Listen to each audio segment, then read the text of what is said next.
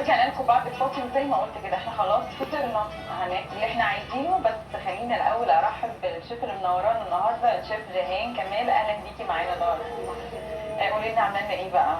النهارده هنعمل بيتزا بالشوفان، وهنعمل قرص بالشوفان، وهنعمل بانيه مشوي. هو ده الصحي، ده حاجه صحيه جدا اهو، احنا متابعين القواعد الصحيه اللي نزلنا. مفيش نسبه دهون خالص كتيره. طيب يلا نبتدي. هنبتدي الاول ببيتزا الشوفان. طيها طرنشات من 3 ل 4 طرنشات، طبقات يعني.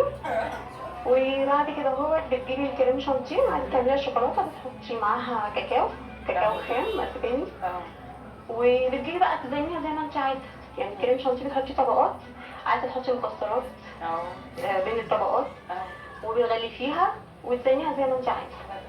اهي بسيطه وسهله. الجناب ممكن تحطي لها شوكولاته مبشوره، ممكن تحطي جوز الهند، اي حاجه بقى انت عايزاها.